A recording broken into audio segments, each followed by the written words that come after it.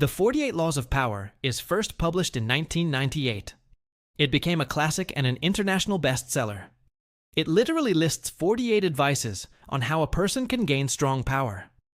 For each advice, the author used different stories of different people so that the reader can understand the principle. In this summary, we will learn about the first few laws. If the world is like a giant scheming court and we are trapped inside it, there is no use in trying to opt out of the game. We may not notice it, but we encounter the struggle for power every day. It may be within our family, our work, or our community. In this world, it is inevitable for us to deal with power.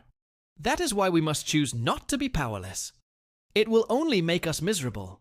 In fact, the better you are dealing with power, the better friend, lover, husband, wife, and person you become. Before having power over things or other people, you must first have power over your own emotions. You must learn not to react emotionally on anything that happens to you. Your emotions will only cloud your reason. You will not think clearly, and you will not choose the best decision. It is hard to control emotions, especially love and anger.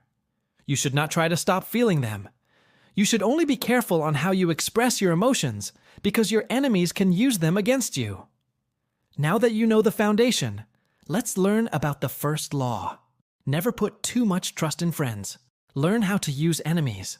For 700 years after the end of Han Dynasty, China was covered in chaos. There is a constant struggle of power for the throne. Each new emperor was killed off. The army was always having a coup. The fight for power is marked with violence and blood.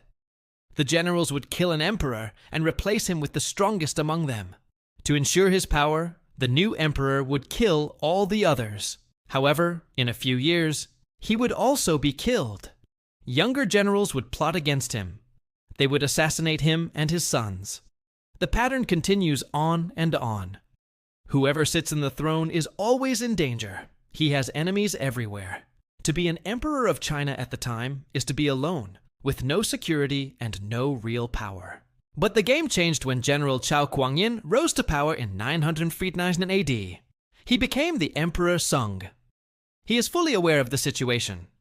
Emperor Sung knows that he could be killed in the next few years. He thought of a way to finally stop the pattern. After being crowned, Emperor Sung invited all the generals of the army. He held a banquet to celebrate his new dynasty. When everyone has drunk too much wine, he ordered them to leave, including all the guards. Only the generals were left in the banquet. They thought that Emperor Sung would have them all killed.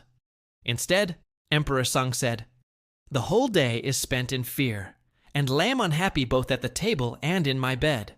For which one of you does not dream of ascending the throne?" The generals were covered with fear. They claimed innocence and pledged loyalty to Emperor Sung. But the emperor knew better. Emperor Sung proclaimed, "The best way to pass one's days is in peaceful enjoyment of riches and honor.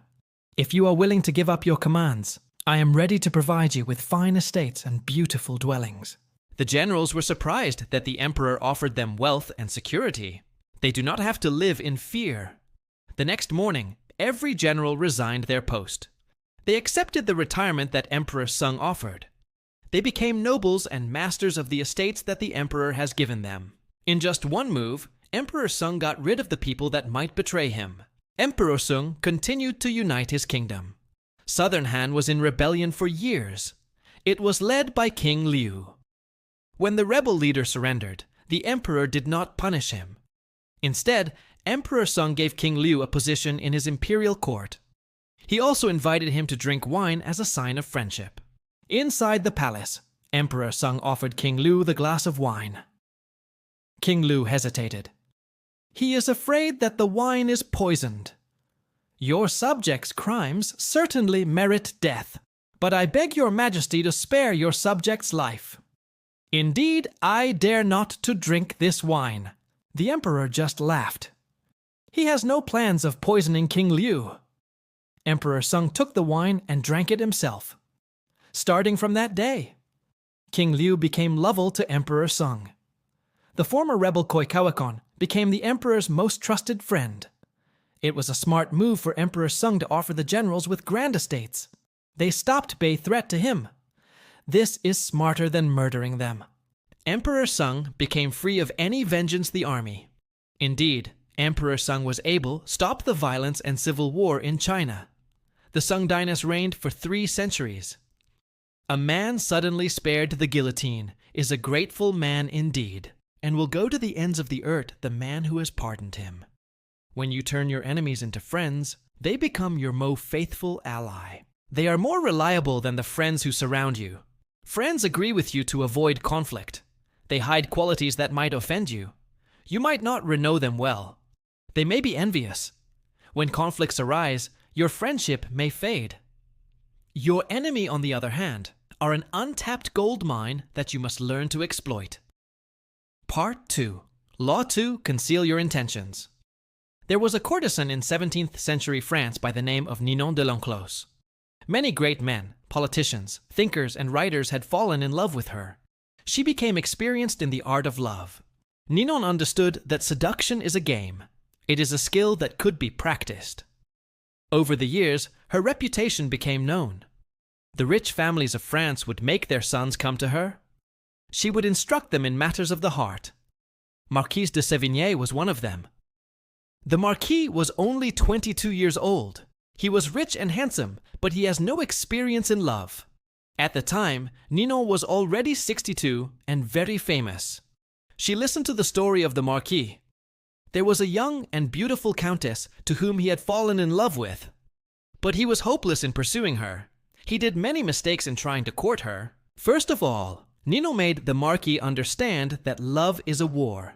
He must plan his every step. He must execute those plans carefully. Ninon instructed the Marquis to start over.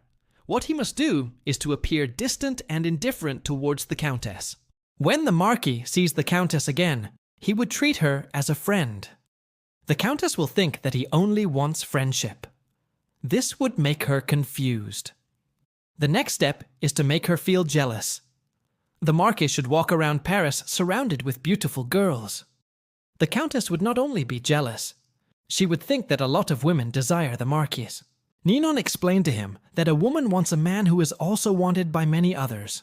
It would be more satisfying to win his love. After making the Countess confused and jealous, that will be the best time to seduce her. The Marquis must change his routine. His moves must be unpredictable. He must not come to the events where the Countess expects to see him. He must show up in salons he has never been to before, salons that the Countess visit often. It took weeks for the Marquis to execute all these steps. Ninon took note of the Marquis's progress. She learned everything from her spies. The Countess now laughs at the Marquis's jests. She listens closely when he tells her stories. Ninon heard that the beautiful Countess is now curious about the Marquis. She would ask questions about him. At social affairs, she would often stare at the Marquis. Ninon was sure that the Countess is already falling for the Marquis. In a few months, she would become his. But something wrong happened. The Marquis visited the Countess in her home. Suddenly, he became desperate. He acted against Ninon's advices. The Marquis took the Countess's hand. He told her at once that he loves her. The Countess was shocked. She politely excused herself. As the night went on, the beautiful girl avoided his glances. She did not tell good night and see him leave. When the Marquis visited again, he was told that the Countess was away. After a few more visits, the Countess let him in. But everything has changed. She became uncomfortable and awkward towards the Marquis. That became the end of his love story. Most people say what they are feeling all the time. They tell their opinions openly. They reveal their intentions and plans at once. This is natural and easy to do for us humans. Limiting what you reveal and say takes effort. Moreover, many of us believe that honesty is a sign of good nature. It will win the hearts of everyone. But sometimes this is not true. Honesty is actually a blunt instrument which bodies more than it cuts. When you are very honest, it makes you predictable. People will not see it fit to fear or respect you. To become powerful, it is better to set honesty aside.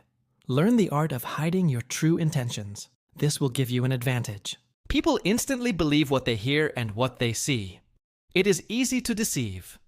Pretend that you have your eyes for something else. This will make you free to work on your real goal. In seduction, set up conflicting signals such as desire and indifference, and you not only throw them off the scent, you inflame their desire to possess you. Part 3. Law 3. Always say less than necessary. It was a custom in the French court to discuss the state issues first before presenting to the king. The ministers and nobles would debate and argue with each other for days. Then they must choose 2 representatives. Each of them would explain one point of view to Louis XIV. The king would decide on the best resolution of the state issue. The representatives finally came to him. They relayed the issue and shared to him the 2 best possible tactics. Louis XIV just listens. His face reveals nothing. When they are done talking, he would just say, "I shall see." Then he would already take his leave. Louis XIV will never talk on the subject again. The courtmen would only know his decision after a few weeks. That is when Louis XIV has already acted on the state issue. By being silent, no one knows what he is thinking. No one can predict his next move. His silence also causes the men around him to just talk. Instead of knowing his thoughts, they would end up revealing their own selves. Later on, Louis XIV will use that information against them. As a result, Louis XIV became powerful and feared. He can take anyone off balance. He knows what makes them tick. Silence became Louis XIV's strong defense. Limiting your words will not only make you powerful, it will also prevent you from making mistakes. When you don't think first of what you say, you may say something wrong or foolish. It can also cause you danger. In the year 1825, there was a rebellion in Russia. Nicholas V was newly crowned as the new Tsar. But the liberals wanted change. They wanted Russia to become a modern country. They wanted its economy and government to keep up with the other European countries. Nicholas III ultimately crushed this rebellion in the Decembrist uprising. He ordered the rebellion leader, Kondraty Ryleyev, to be hanged and executed. Ryleyev stood on the platform with a rope upon his neck. The doors at his feet opened, but instead of choking, Ryleyev's rope broke. He fell to the ground. At times like these, the people think that it was the will of the heavens. Usually the man to be hanged will be given a pardon. Ryleyev stood up. He shouted in front of the crowd. "You see, in Russia, they don't know how to do anything properly, not even how to make a rope." The messenger quickly went to the Tsar to tell him what happened. Nicholas I was disappointed that Ryleyev's hanging failed, but he went on to sign his pardon papers. Before doing so, he asked the messenger, "Did Ryleyev say anything after this miracle?" To which the messenger answered, "Sire, he said that in Russia, they don't even know how to make a rope." Nicholas II then tore the pardon papers. He commanded, "In that case, let us prove the contrary." That very next morning, Ryleyev was brought to the gallows again. Unfortunately for him, the rope did not break anymore. Once you have said something, you can never take your words back. Be careful of what you say. You might offend other people. You might say words that can be harmful to you. As the saying goes, less talk, less mistakes. Law 4. Never outshine the master. Galileo Galilei was an Italian scientist. In the beginning of the 1600s, he had a problem. He had become very dependent on the rulers for the funding of his research. Galileo dedicated his discoveries and inventions to the rulers. It was a norm for the scientists of the Renaissance period. When he invented the military compass, he brought it to Duke of Gonzaga. He wrote a book on how to use that compass. Galileo gave that book to the Medici family. Both the Duke and Medicis were impressed. They gave him more students. However, no matter the greatness of his discovery, the rulers always pay him by gifts and not by cash. This led to Galileo being always dependent on them. In order to live, he always had to win their favors. In 1610, Galileo discovered the Jupiter moons. He thought of a new strategy. He used to divide his discovery for each of his patron, a telescope for one ruler, a book for another, etc., etc. This time, Galileo decided to focus on the Medicis.